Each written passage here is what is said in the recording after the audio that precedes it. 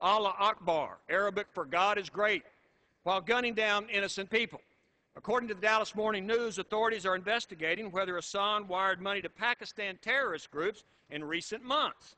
His apartment cost $350 a month and didn't have much furniture in it. He drove an old car, but he made over $100,000 a year. Now people are asking, where did all that money go?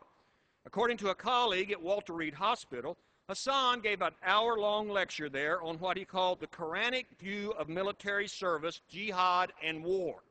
Instead of the medical lecture, as he was supposed to talk about, Hasan talked about punishments visited upon infidels, consignment to hell, decapitation, and having hot oil poured down your throat. According to his colleague at the hospital, this freaked a lot of doctors out. Well, no kidding.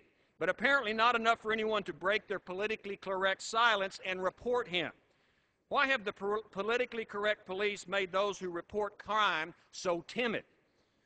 Hasan's colleague said that he was the kind of guy who the staff actually stood around in the hallway saying, "Do you think this guy's a terrorist, or is he just odd?" Nothing was done, and why wasn't he formally reported by colleagues? There are no answers.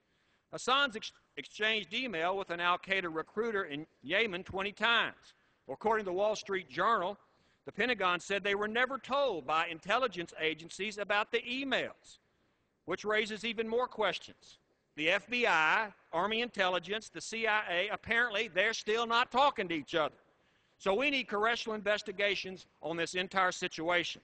I've asked that the Terrorism Subcommittee, which I serve on in Congress, investigates this situation. There were warning signs that were ignored because he was a Muslim.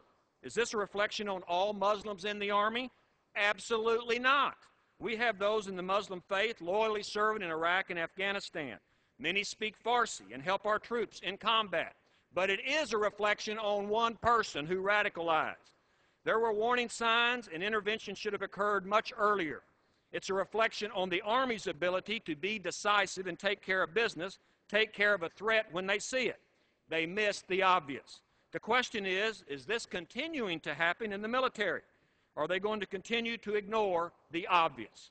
Hasan had murdered 14 people, including a pregnant soldier and her unborn child, and she was sent back home from Iraq out of the war zone to have her baby. Mr. Speaker, when it gets to the point where political correctness puts the lives of our troops in danger on American soil at their home base, it's well past time to stop playing preposterous PC games.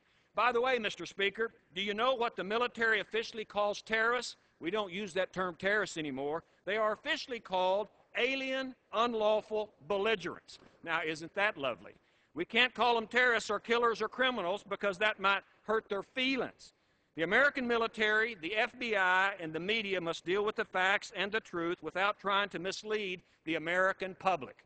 And that's just the way it is.